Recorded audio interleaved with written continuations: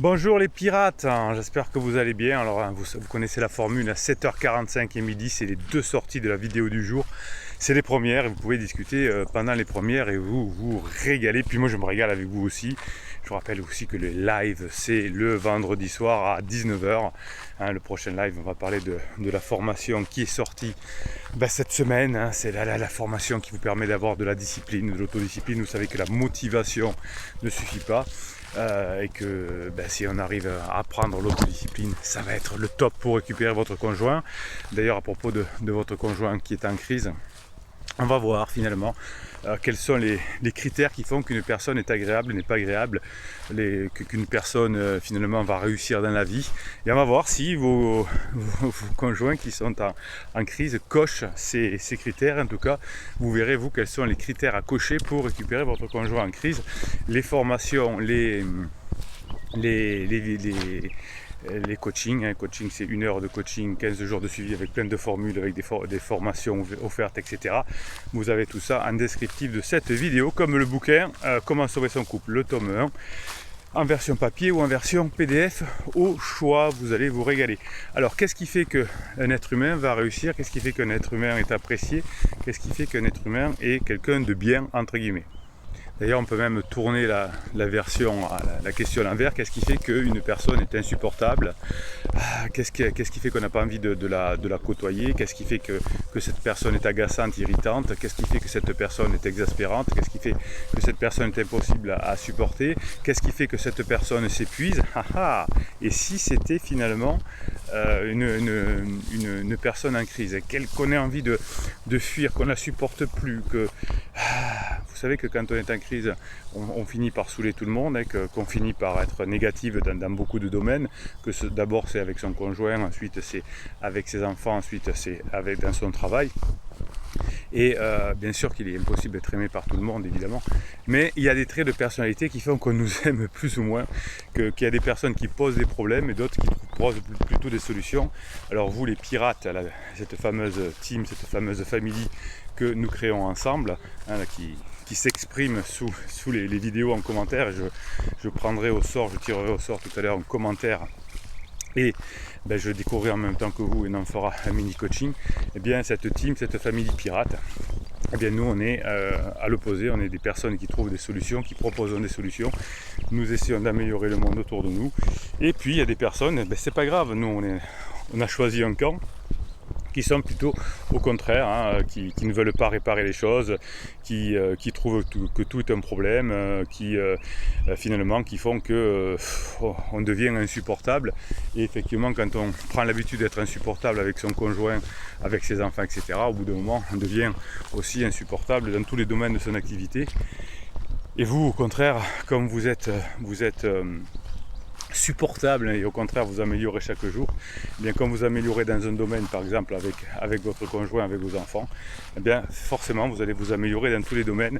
C'est là que l'on voit qu'une méthode, une idée, une philosophie fonctionne, c'est quand ça marche dans tous les domaines. Quand on vous propose un truc qui ne marche pas dans tous les domaines, de l'humain en tout cas, eh bien méfiez-vous, vous savez que sur cette chaîne on plaisante beaucoup avec le silence radio, les films moi je te suis, les lettres magiques, etc. Mais effectivement, quand il y a quelque chose qui ne marche que dans un secteur d'activité, il faut s'en méfier. D'ailleurs ça ne marche pas dans ce secteur d'activité, parce que quand ça ne marche pas partout, ça marche nulle part généralement. Voilà. Donc nous ici, dans cette team, dans cette famille, au contraire, on va apprendre à être humain, à comprendre comment fonctionne l'humain. Dans une vidéo précédente, je vous expliquais que finalement, on croyait que ceux qui s'en sortaient le mieux, c'est ceux qui dominaient les autres. Aujourd'hui, la science nous montre qu'au contraire, vous êtes là parce que vos grands-parents, vos ancêtres ont su s'adapter, ont su coopérer, ont su avoir une compétence sociale, et c'est pour ça qu'on est là. Finalement, quand on est comme avec les animaux, quand on est dominant, on finit par se faire dominer par un plus jeune, un plus beau que soi. Et c'est la compétence sociale, on le sait aujourd'hui grâce aux neurosciences, qui permet d'obtenir ce que l'on veut. Donc dès qu'on veut manipuler quelqu'un, quand on fait des silences radio, des lettres magiques, des choses comme ça, évidemment ça finit par se retourner contre nous. Alors les personnes qui ne sont pas agréables, les personnes qui ne réussissent pas leurs objectifs, sont des personnes qui disqualifient les autres constamment, voire qui les critiquent, voire qui les insultent. Dans certains cas, ça peut arriver aussi.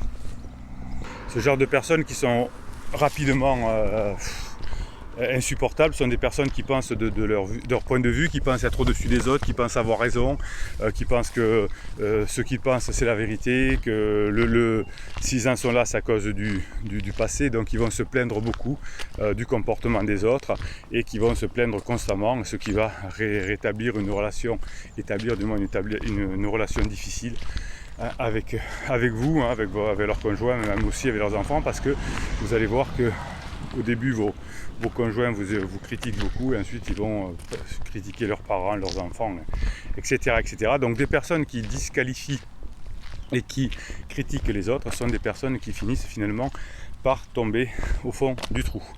Les personnes qui sont désagréables, ben vous verrez que peut-être c'est des personnes en crise aussi, ce sont des personnes qui cherchent toujours des complications, mais qui ont du mal à fournir des solutions, des actions, qui critiquent, mais qui aimeraient bien que ce soit vous qui trouviez des solutions. Donc la personne veut divorcer, mais c'est à vous à contacter l'avocat, veut vendre la maison, mais n'a pas le temps de s'en occuper, et il faut que ce soit vous qui le fassiez. J'ai vu dans mes coachings des personnes qui ne voulaient plus être avec leur conjoint et qui ont fait partir leur conjoint de la maison. Donc vous voyez que si on ne fait rien, effectivement, il y a de grandes chances si vous ne mettez pas de propulsion et que vous ne faites pas vous-même les choses, il y a des chances qu'il ne se passe rien et que vous récupérez votre conjoint à la fin de la crise existentielle, évidemment, à condition que vous fassiez tout ce qu'on vous explique dans ces vidéos et que vous fassiez tout ce qu'on vous explique dans les formations. Donc se plaindre de quelque chose ne va pas changer les choses par magie, hein, vous le savez. Et quelqu'un qui complique tout, quelqu'un qui est en crise, quelqu'un qui ne propose pas de solution et qui se plaint de tout, finit par affecter tout le monde autour de lui de manière négative, hein, ses enfants, vous. Son moral baisse, on fait bosser le moral des gens autour de soi et on crée ce qu'on appelle un environnement négatif, un environnement toxique, on va dire, et les plaintes et les complications sans solution deviennent un obstacle, d'abord pour votre conjoint en crise, pour la personne qui est comme ça, et ensuite pour l'environnement, évidemment. Les personnes qui sont en crise, comme les personnes qui sont insupportables, comme les personnes qu'on n'a pas envie de fréquenter, sont des personnes qui sont toujours négatives, hein, qui font la gueule, qui régulièrement, en tout cas, pas tout le temps, mais qui sont souvent en down, et il leur est impossible d'être positif en permanence. Et donc les personnes qui sont négatives, plus souvent qu'elles sont positives, commencent à saouler rapidement. Alors évidemment, on n'est pas obligé d'être positif 100% du temps, hein, mais si vous êtes négatif plus de 80% du temps, ça commence à devenir embêtant. Et je dirais même que si vous n'êtes pas positif 80% du temps, eh bien il y a des chances que un petit peu de vue du matin. Voilà, il y a des chances effectivement que vous déteigniez sur les autres et que par les neurones miroirs, si vous êtes trop négatif, eh bien, il y a des chances que ça boite. Les personnes qui sont désagréables, les personnes qui se coupent rapidement de leurs amis, de leurs conjoints, ce sont des personnes aussi qui se croient supérieures aux autres. Nous les pirates, on est humble, hein, on sait qu'on n'est pas parfait, on sait qu'on s'améliore tous les jours, et quand on se dit il faut que je bosse dur sur moi, ça veut dire que je ne suis pas parfait, je ne me crois pas supérieur aux autres, au contraire. Hein, les personnes l'humilité, quelque chose que dans cette team, dans cette famille, je prône. Hein, au contraire, les personnes qui sont en crise souvent disent c'est de ta faute, si je vais mal, je t'ai jamais aimé, tu m'as fait souffrir, etc.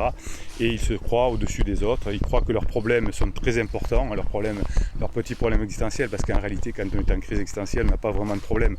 Quand on a un vrai problème, je sais pas, une maladie grave, un souci important financier ou autre, on n'a pas le temps d'aller prendre un pansement, un petit chou ou autre, on a des choses plus importantes à faire. Quand on a une famille à éduquer, qu'on a une famille nombreuse, etc., et qu'il faut s'occuper des enfants, faire le ménage, faire les courses, etc., qu'on soit un homme ou qu'on soit une femme, c'est la même chose. Eh bien, on n'a pas le temps d'aller batifoler. C'est souvent quand on s'ennuie, hein, la crise existentielle a toujours été là et sera toujours là. Mais elle tourne à la dérision. Effectivement, quand on s'ennuie, quand on n'a pas grand chose à faire, Vous me dites souvent dans les coachings que votre conjoint en crise ne veut plus rien faire à la maison, met les pieds sur la table, reste dans le canapé un peu comme un ado. Et donc qu'est-ce qu'il fait au bout d'un moment? Il s'ennuie, il est obligé d'aller sur les réseaux sociaux, il est obligé de prendre un pansement, etc. Quelqu'un qui est, par exemple, quand on a quelqu'un qui fait une maison, qui retape une maison, un homme ou une femme qui retape une maison, eh bien il y a peu de chances qu'elle ait le temps d'aller voir un pansement, qu'il fasse des crises, etc. Souvent la crise existentielle est liée à un ennui, donc un manque d'aventure qu'on va aller chercher ailleurs. Donc si on a des choses à faire, si on a des projets dans son couple, si on a des projets professionnels, eh bien il y a des chances que l'on arrête de boiter et on arrête de se croire supérieur aux autres. Les personnes qui sont en crise, comme les personnes insupportables, veulent toujours avoir raison. Ils pensent toujours avoir raison, ils veulent avoir raison. Et ils n'acceptent pas le non comme une réponse, ils veulent tout de suite. Ils croient que les autres n'ont jamais raison, que c'est les autres qui font des problèmes, que les autres ont des problèmes, que c'est à cause de l'autre qu'il y a des frictions, etc. Que ce soit dans la famille, que ce soit au travail. Ne pas reconnaître quand les autres ont raison, c'est quelque chose qui est insupportable. Moi j'adore dire aux autres qu'ils ont raison. Et je commence souvent d'ailleurs des réponses dans les commentaires quand j'écris, que je réponds à vos commentaires de la team. Vous avez raison. La plupart du temps, alors même si on n'a pas raison sur tout, souvent il faut dire aux autres personnes qu'ils ont raison. C'est important pour eux et c'est important pour qu'ils puissent se mesurer et savoir quand ils sont plutôt dans le vrai ou quand ils sont complètement à côté. Et ça arrive aussi, et pour moi aussi, et je me trompe comme tout le monde évidemment. Alors les personnes qui sont insupportables ne respectent pas votre espace personnel, l'espace physique certes, mais aussi l'espace émotionnel, c'est-à-dire qu'ils vont vous envahir par leurs propres émotions. Alors si la personne est en crise, elle est insupportable et donc elle va envahir votre territoire émotionnel en déversant ses propres émotions sur vous. Donc il y a des limites évidemment à ne pas franchir. Donc quand votre conjoint est trop en down, vous n'allez pas rester dans les parages, vous n'allez pas essayer d'avoir raison, vous n'allez pas essayer de convaincre, même si vous êtes sympa et que vous êtes intelligent. Eh bien si vous êtes intelligent justement, vous devez apprendre à accepter que quand votre conjoint est en down, quand il est en crise en tout cas, il n'est pas capable de respecter votre espace émotionnel. Et donc comme il ne gère pas ses émotions, il va déborder sur vous. Votre job finalement, votre mission si vous l'acceptez, c'est que votre conjoint aille déverser ses émotions négatives sur quelqu'un d'autre que vous, sur son patron, sur son pansement qu'elle veut, mais pas ou qu'il veut pas, sur qui il veut mais pas sur vous. Bruno, on se calme. Un conjoint en crise comme une personne qui est insupportable devient hypocrite.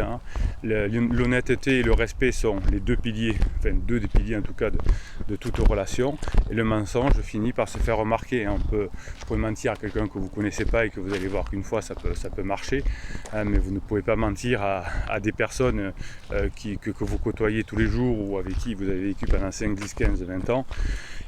Et donc finalement, les personnes qui ne sont pas bien dans leur peau, qui sont en crise, vont avoir des faux sentiments, vont avoir des fausses habitudes et vont se concentrer sur une fausse relation.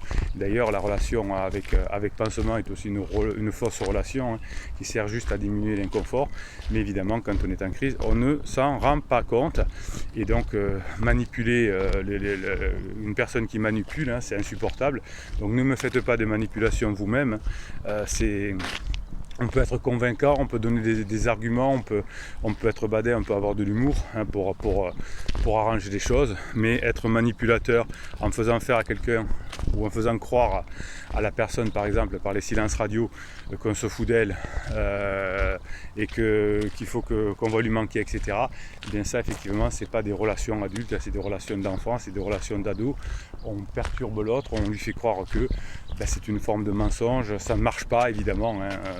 Ça peut marcher si on se connaît peu, si on connaît la personne depuis 15 jours, 3 semaines, on lui fait un silence radio, elle ne vous connaît pas, ça peut marcher.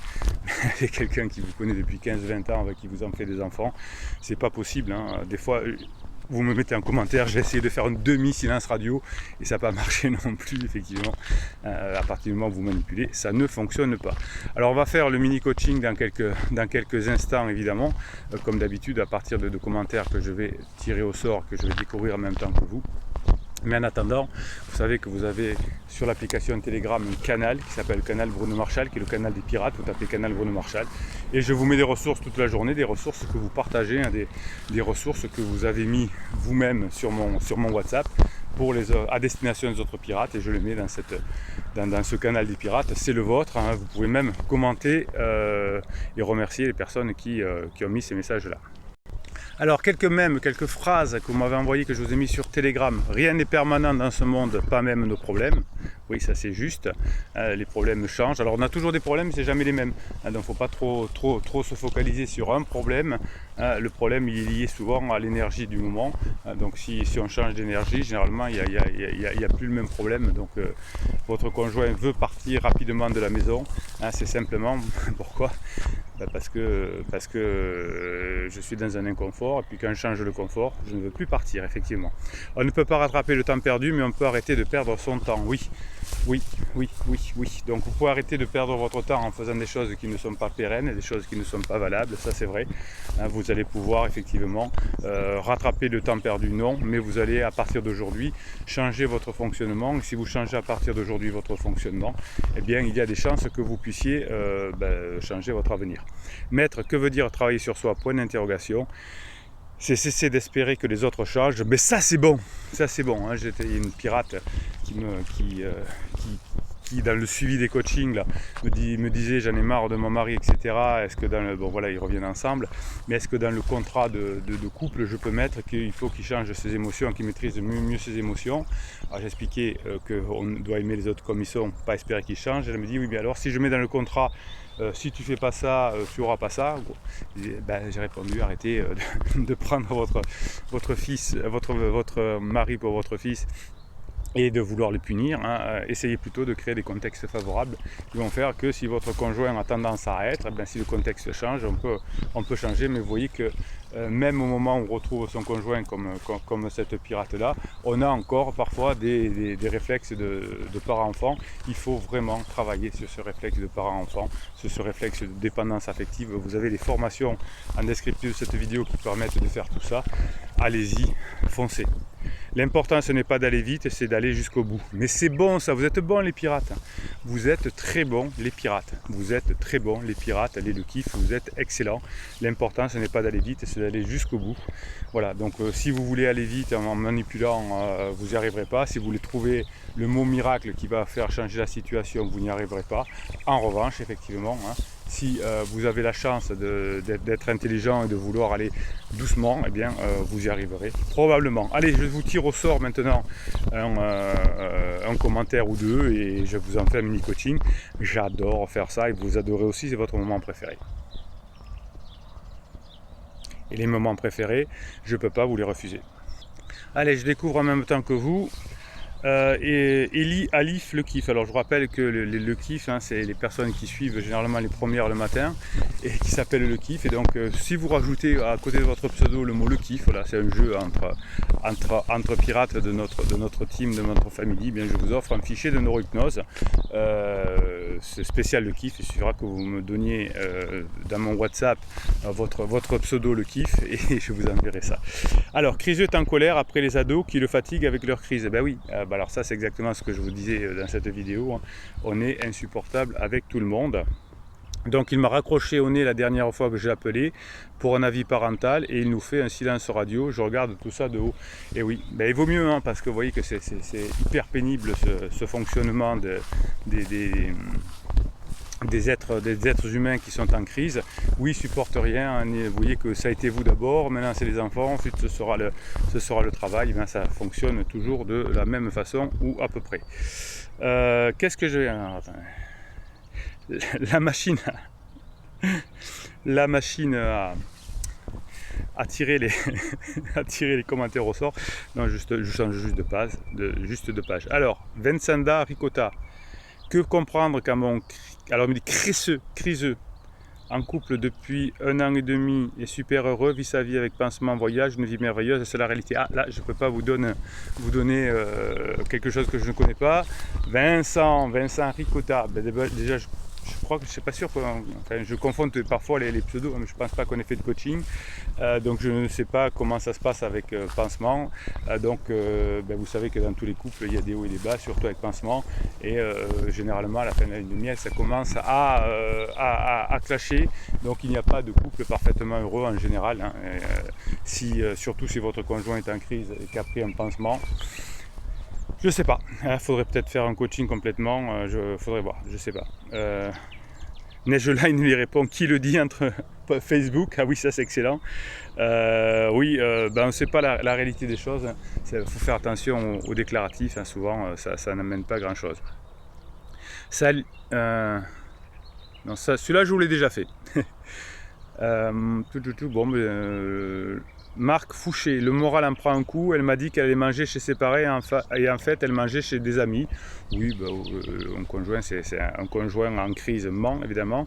Elle commence un travail de récupération des amis, elle prépare le terrain et doit bien me pourrir. Bon, donc là Marc Fouché, vous mettez un coup de pied aux fesses, vous faites des suppositions, on n'en sait rien. De toute façon le problème il n'est pas là, le problème est que vous passiez des bons moments ensemble, que vous montrez que vous avez changé, que ça bosse dur, et ça c'est important. Donc il y a beaucoup de réponses à Marc, Christophe le kiffe, qui dit tu t'amorques, si c'est des vrais amis, ils continueront à te voir, si c'est pas le cas, tant pis. Ma femme a dit à ses amis qu'elle savait pouvoir récupérer à sa cause. Ils ne m'ont jamais demandé ma version et m'ignorent depuis, ça fait du tri. Oui, les amis, c'est compliqué dans les relations quand on a un criseux. Les amis intelligents savent que la personne est en crise, et les amis intelligents savent comment s'en sortir. Mais c'est pas, on ne peut pas demander à ses amis d'être des experts en relations humaines, mais on peut demander à ses amis de boire des coups, d'aller faire du sport, d'aller faire tout ce que vous aimez. Ça vous pouvez le demander à vos amis, mais pas de vous donner des conseils sur votre couple, parce qu'ils ne sont pas à votre place, ils ne vivent pas les émotions, et en général d'ailleurs ils ne sont pas formés là-dessus. Bien, écoutez, on se retrouve à midi pour la première suivante.